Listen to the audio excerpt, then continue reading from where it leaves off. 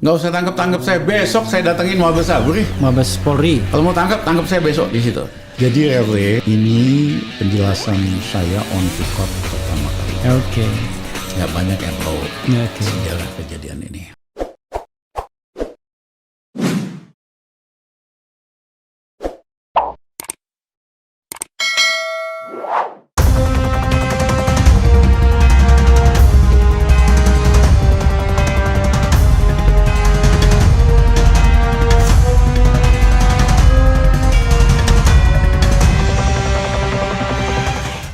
Artinya apa? Rakyat biasa ngomong dengan bahasa kasar sekali sama Raja Jawa. Artinya aura kekuasaan itu dicabut I see. sama Nurchalish. Besoknya, ya kan, Pak Harto panggil Pak Wiranto. Ini super semar. Kamu ambil alih gini. Siangnya Pak Wiranto telepon saya, Mas Rizal tolong datang ke kantor Menhan, Pangap di Medan Merdeka Barat. Saya mau diskusi. Saya datang sekitar jam 4 sore. Pak Wiranto bilang, Mas Rizal, Pak Harto kasih saya super semar. Memang Soeharto dia siap-siap, takut dia sakit atau apa, siapin sejenis super semar. Supaya kamu yang ambil. Nah, menurut Mas Rizal, saya ambil apa enggak? Saya bilang ambil.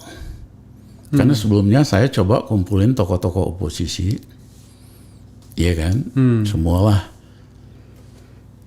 Akhirnya berantem antara tokoh-tokoh sendiri. Biasa kan tokoh sipil kan? Iya. Sulit kompak. Iya. Ide saya harus ada united front. Iya. Ya, jadi ketika Wiranto nanya gitu, ambil Mas. Pertanyaan dia yang kedua, bagaimana dengan Amerika? Oke. Jenderal Indonesia kan selalu khawatir posisi Amerika. Iya. Mas itu nggak kudeta, tenang aja. Amerika itu rajanya double standard. Presiden Musharraf di Pakistan itu kudeta. Tapi dia lihai. Pernyataan nomor 3-nya mengatakan politik luar negeri Pakistan akan ikut politik luar negeri Washington. 2 jam kemudian White House ngumumin dukung. Amerika itu double standard. Nanti kita lebih canggih dari Musharraf. Gimana? Ya nanti saya yang nyusun. Nggak usah ngomong ikut begitu. Kita cukup bilang Indonesian foreign policy will not change. Selama Soeharto kan pro Amerika. Iya. Iya kan? Kita bilang begitu, ini pro Amerika juga nih. Ya udah, 2 jam kemudian pasti Washington dukung. Terus pertanyaan dia ketiga, bagaimana teman-teman mahasiswa pro demokrasi apa segala macam. Mereka nggak peduli, yang penting Pak Harto diganti. Ya, Mas, ini kesempatan sekali dalam sejarah ini. Ya, kondisi udah mateng, ready, subjektif, harus ada kepemimpinannya. Mas harus ambil alih ini. Oke. Nah, menjelang maghrib, saya pada waktu itu berkesimpulan Pak Wiranto setuju, mau ambil. Oke. Tapi dia bilang habis ini saya mesti ketemu dengan jenderal-jenderal dari Cilangkap, dipimpin SBY, Jenderal Yunus Yosvia di gedung sebelah. Saya pulang. Malam itu, ya kan, ketemulah jenderal-jenderal sama Pak Wiranto di bawah pimpinan SBY. Mengatakan bahwa ini kondisi ini beginning doang nih. Ini bakal lebih rusuh lagi begini begitu. Kalau Pak Wiranto jadi presiden, itu ABRI rusak namanya, begitulah sejenis begitu. I see. Iya kan? Ini barang busuk, jangan diambil. Jangan diambil, biar aja lah siapa dulu gitu. Oke. Ya, saya nggak tahu SBY ada main mata sama Habibie apa enggak, tapi pada dasarnya dia takut-takutin Wiranto. I see. Oke. Wiranto akhirnya nyerah, besoknya ketemu Pak Harto. Mohon maaf, Pak, saya nggak sanggup. Nah, Pak Harto panik karena yang dipersiapkan sebagai putra mahkota memang Wiranto. I see. Akhirnya dia panggil Kasat Subagio yang komisnya gede. Subagio HS. Ya, suruh ambil. Ternyata Subagio juga bilang, mohon maaf, ya Pak Wiranto aja Pangap aja nggak sanggup. Apalagi saya Pak. Nah, habis itu sorenya datang Habibie, marah-marah, ya kan? Saya ini udah nganggap bapak saya sendiri. Ada begini bapak nggak pernah pikirin nasib saya. Soeharto bengong aja. Karena selama ini puluhan tahun Habibie menempatkan dia sebagai murid Jawanya Soeharto. Iya, iya. Soeharto seneng. Ada profesor pinter nanya tentang filsafat Jawa. Iya. Soeharto jelaskan, nyatet pula Habibie Bokis kan. Tiba-tiba yang ngomong sore itu, iya kan, keluar Bugisnya. Soeharto nggak ngomong apa-apa, dia tinggal. Taunya Pak Harto bilang sama Sekap, itu siapa? Saidal Mursyid. Tolong siapin penggantian kekuasaan besok dari saya ke Pak Habibie. Saidal Mursyid telepon Pak Habibie. Pak Habibie siap-siap, besok Bapak Presiden. Nah ini cerita Habibie udah sama saya. Oke. Habis itu. Habibie buru-buru ke istana. Pengen ngadep Pak Harto. Soeharto nggak mau ketemu. Besok pagi dia datang lebih awal sebelum pelantikan, jam 10. Minta ketemu Soeharto. Soeharto nggak mau. I see. Setelah pelantikan dia minta waktu ketemu Soeharto. Soeharto nggak mau. Nggak mau. Menurut Habibie, sampai Pak Harto meninggal, 50 kali dia mencoba berbagai jalur buat ketemu Pak Harto. Pak Harto nggak mau. Sampai Inilah begitunya ya. Raja Jawa. Iya, iya, iya. Iya kan? Kalau terakhir, iya kan? Iya. Pak Harto udah masuk rumah sakit Pertamina. Pak Mahathir datang, mau jenguk. Pak Habibie istrinya sakit dari Jerman datang. Pak Mahathir ditemenin sama Sandi Uno. Kemudian ajudan turun. Pak Mahathir ditunggu Pak Harto di atas. Pak Sandi Uno suruh nemenin. Pak Habibie nggak boleh naik ke atas. Oke. Ini the story behind it. I see. Jadi inilah. Jadi dia itu memberikan kekuasaan itu karena tersinggung.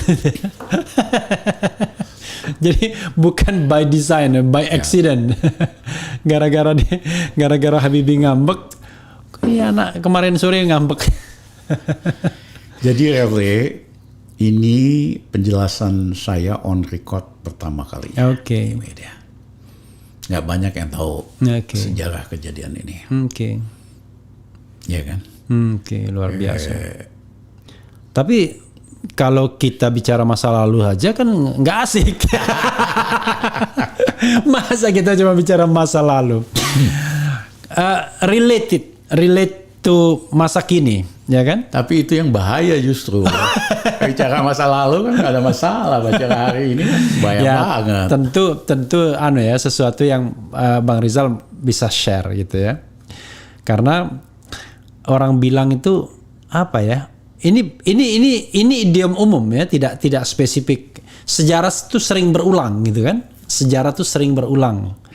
Jadi kalau misalnya kita kaitkan dengan kondisi saat ini, kan ya nggak mungkin saya nggak nanya, kan Abang terkenal orang yang suka mengkritik juga. Tapi sebelum itu, biar Sobat RH tidak penasaran, kan Abang pernah masuk kabinet di Gus Dur. Ya. No wonder karena memang hubungan dekat. Kemudian di Megawati masih juga waktu itu. Oh enggak? Ya. Oh di Megawati enggak ya? Ya. Saya jadi penasihat informal aja. Oh penasihat informal. Ya, Taufik sama Mega. Kemudian masuk lagi di pemerintahan Jokowi kemarin. Pada waktu SBY, Ya. saya diangkat jadi presiden komisaris Semen Gresik Group. Oke, Semen Gresik yang spin off. Enggak, Semen Gresik Group aja semuanya. Oke.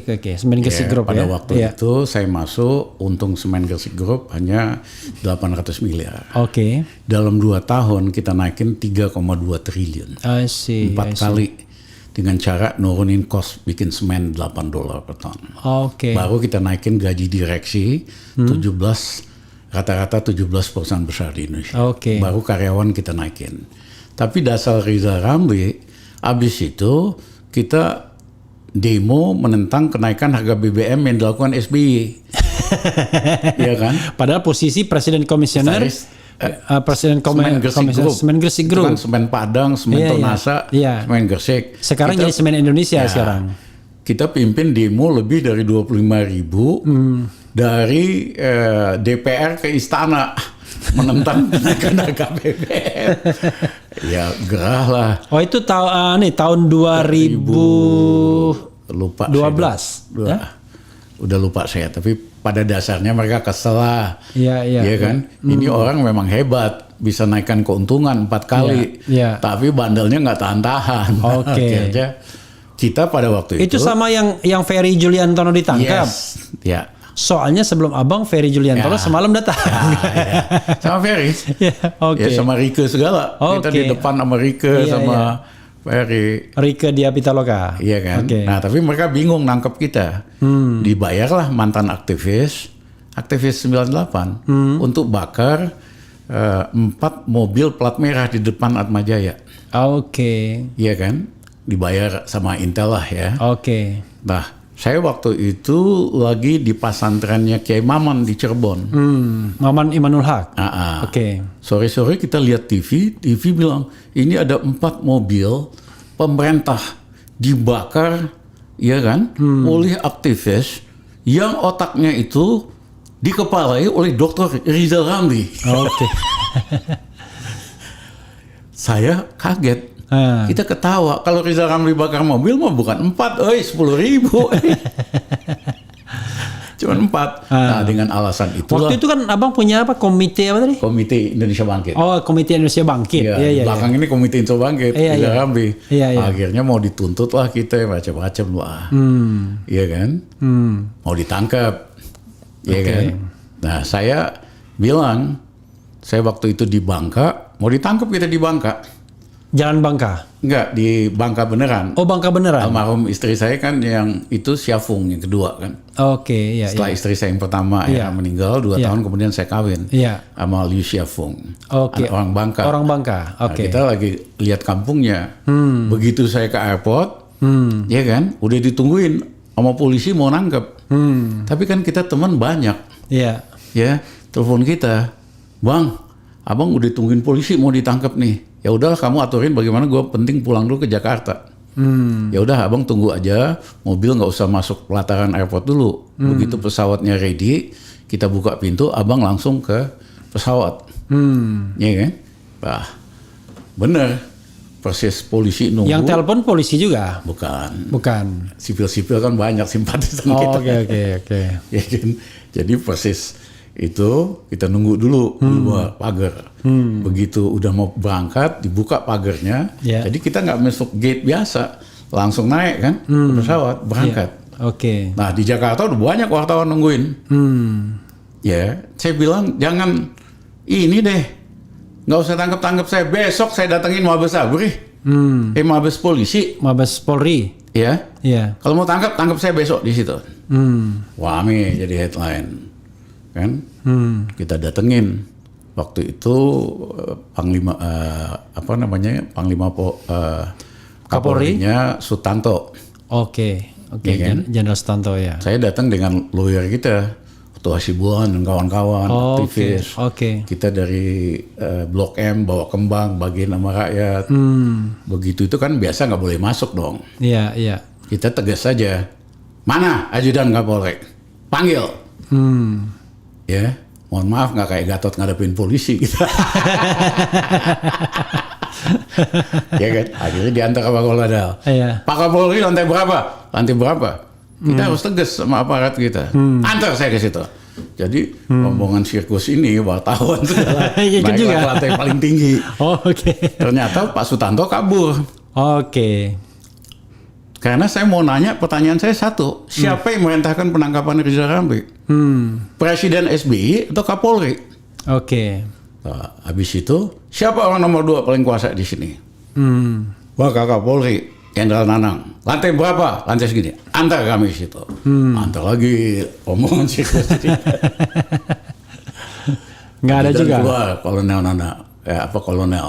Ada apa Pak Ramli? Komjen. Ya Komjen Iya. Nanang kan? Iya. Ajudan datang keluar kan? Iya. Kolonel biasanya kan? Oke. Ada apa Pak Ramli? Iya saya mau ketemu Wakil Kapolri, mau nanyakan Pertanyaan, siapa yang perintahkan penangkapan Rizal Ramli? Kapolri atau Presiden SBY? Masuk nih ajudan, keluar lagi. Pak Kapolri bilang nggak bisa jawab pertanyaan begitu. Cuman Wakil Kapolri ngajakin makan siang minggu depan. Akhirnya kita minta lagi, siapa yang nomor 3 paling kuasa di sini? Kabareskrim, Bambang Hendarso. Oke. Antar saya, Pak gedungnya beda. Ya udah antar. Antar datang lagi rombongan sini.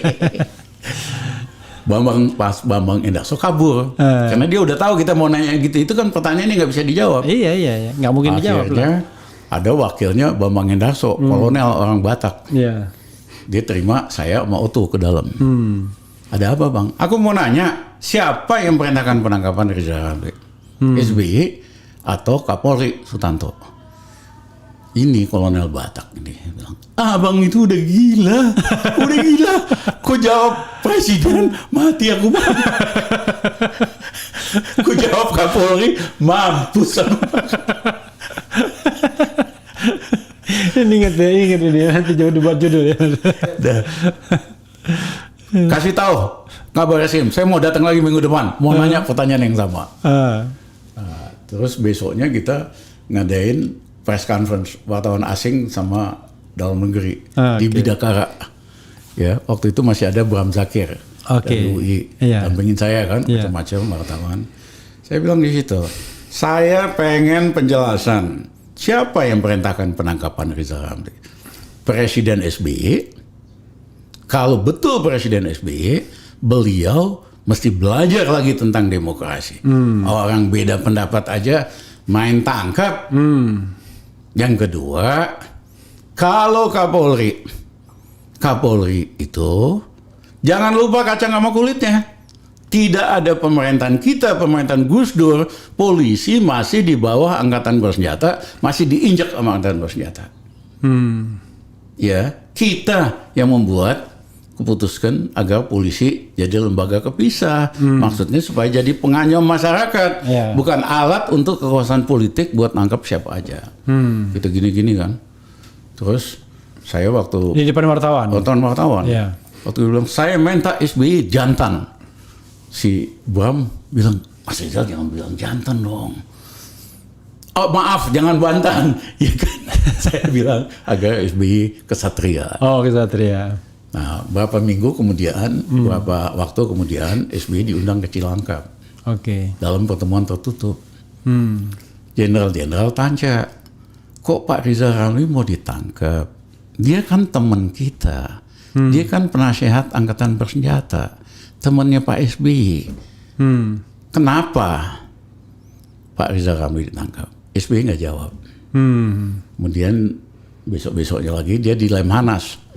Sama juga pertemuan tertutup ada nanya, kenapa Dr. Rizal Ramli ditangkap? Dia itu suka ngajar-ngajar kita di sini. Ini abang dapat bocoran dari mereka. Ya kan? Kemudian beberapa hari kemudian SBY ngadakan press conference di Binagraha. Saya minta kepada Kapolri Sutanto untuk hati-hati menangani kasus Dr. Rizal Ramli. Karena kalau ada apa-apa, saya yang kena getahnya. Nah kita kan udah kode nih, udah selesai nih barang. Iya. Masa pemerintahan Jokowi Jilid 1 kan, kan abang sempat lagi menjadi komisaris utama di BNI. Yes. Iya kan, lalu menjadi Menko Maritim. Yang sekarang Luhut pegangan. Itu kan orang juga bertanya-tanya, ini jalan ceritanya gimana? Kok bisa ke sana, lalu tiba-tiba masuk kabinet, ributlah sedikit-sedikit sama Wapres, lalu akhirnya keluar lagi. Gimana? Jadi kalau di BNI